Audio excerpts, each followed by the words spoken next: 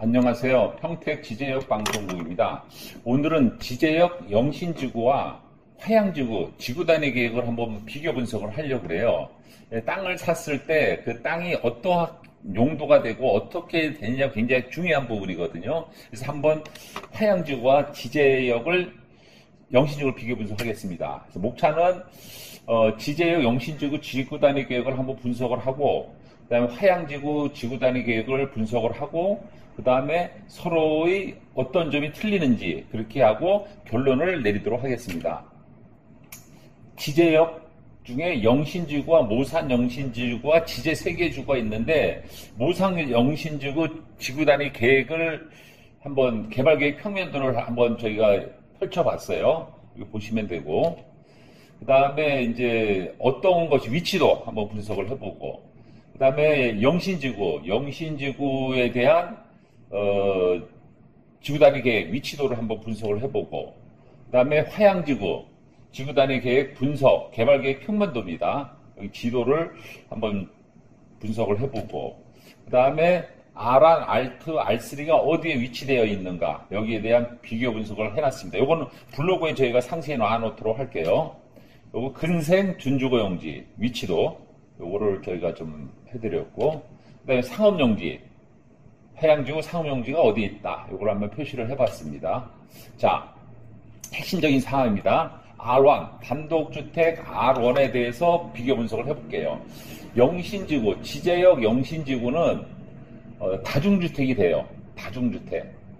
하지만 화양지구는 다중주택이 안 되게 돼 있어요. 이게 큰 차이입니다. 영신은 다중주택이 되지만 화양은 안 되고 돼 있다. 그리고 영신지구는 다세대 주택을 주차 대수만 맞으면 얼마든지 지을 수가 있어요. 하지만은 이 다세대 주택이 3가구밖에 안 돼요. 나머지는 같습니다. 나머지는 거의 엇비슷해요.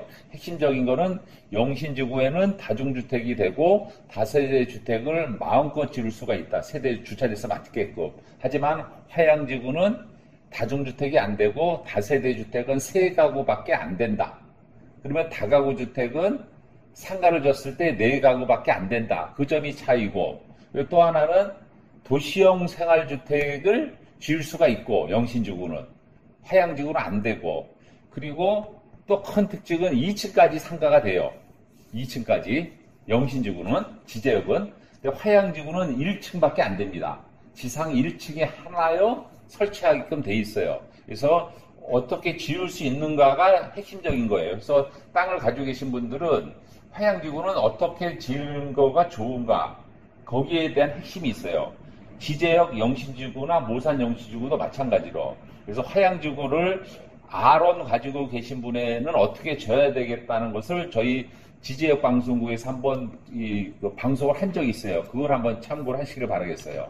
자, 그 다음에 단독주택 용지에 R2가 있어요. R2 이것도 점포주택인데, 지제역 영신지구는 다중주택이 돼요. 다중주택이. 그것이 차이고, 또 하나는 여기는 소매점밖에 안 돼요. 소매점밖에.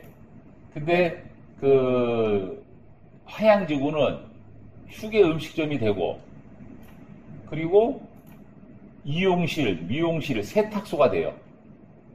굉장히 좋은 거예요, 화양지구는. 그러나 영신지구는 2층까지 상가를 질 수가 있는데, 그 화양지구는 1층밖에 못 줘요. 지상 1층. 여기 차이예요. 그래서 화양지구 가지고 계신 분들은 내가 휴게 음식점이나 제과점 위치로 괜찮다, 아니면 이용실이나 미용실, 세탁소가 괜찮다, 그러면 상가를 줘야 되고, 그게 아니다 그러면은 과감하게 다가구 주택 짓는 게 좋아요. 세대수 제한이 없거든요. 그러니까 주차를 한 7대, 7대 정도, 8대 하면 8가구를 지을 수가 있기 때문에 오히려 다가구 주택 월세가 많이 들어와요. 그래서 저희 화양지구 R2를 개발하는 그 사례랑 그 분석을 한 결과, 화양지구 R2는 다가구 주택을 전체로 짓는 게 낫다, 이런 결론을 내려서 말씀을 드렸어요. 여하간 화양지구는 1층까지밖에 상가가 안 되고, 휴게 음식점, 제과점, 이용실, 미용실, 세탁소가 된다, 이렇게 보시면 됩니다. 자, 그 다음에 단독주택 R3입니다. R3. 여기도 차이는 뭐냐면 지제역 영신지구는 다중주택이 돼요. 다중주택이. 그리고 다세대 주택도 되고. 하지만 화양지구는 다중주택이 안 됩니다. 그래서 화양지구 가지고 계신 분들은 다세대 주택은 5가구밖에 안 되기 때문에 다가구 주택으로 전체 지는 게 나아요. 화양지구의 R3는 그 점을 좀 참조해 보시면 되겠고, 그 다음에 근생부지입니다. 근생은 지제역 영신지구나 지제역 모산지구나 같아요. 이게 뭐 큰 차이가 없어요. 화양지구랑 그 점을 참조하시면 되겠고, 그 다음에 이제 그 준주거용지를 한번 비교 분석해 보면은 준주거용지는 같은데 층수 제한이 있어요. 층수 제한.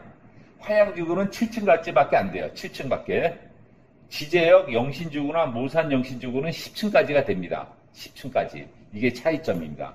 자, 상업용지는 다 같은데 용적률의 차이가 있어요. 화양지구는 900%예요. 많아요. 한 400% 많습니다.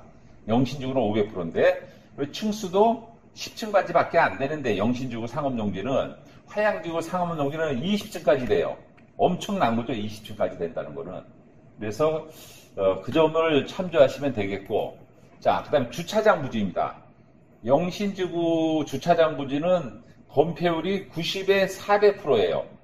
그리고 4층까지 되고 층수가 높아요. 층수는 같은데 이제 용적률이 높습니다. 용적률이. 근데 화양지구는 60%에 180%밖에 안 돼요. 건폐율 용적률이 60%, 180%.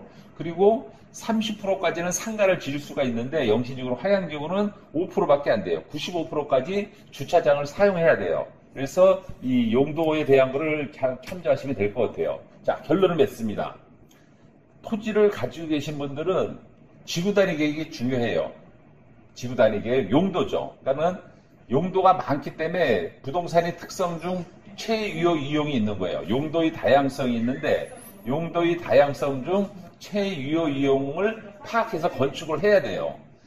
그거는 비가역성, 잘못된 것을 바꿀 수가 없어요. 그래서 부동산의 용도의 다양성, 최유효 이용이 있기 때문에 그 파악을 해서 잘 검토를 해야 된다. 그래서 어떻게 건축하는지 결정이 중요한 거예요.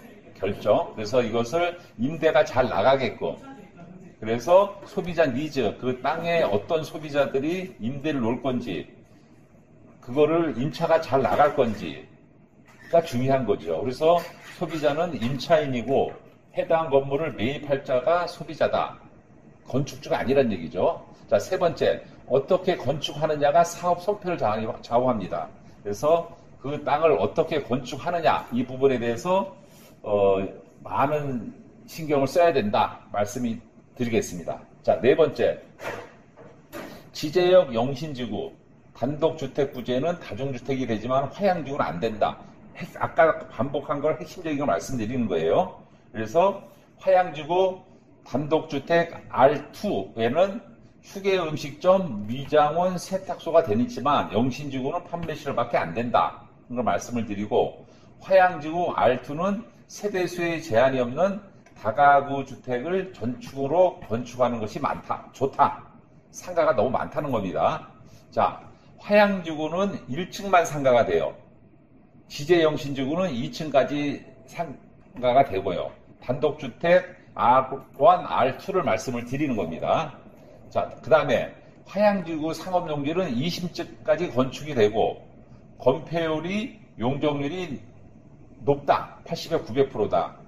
하지만 모산 영신지구는 10층은 되지만 건폐율 용적률이 낮다.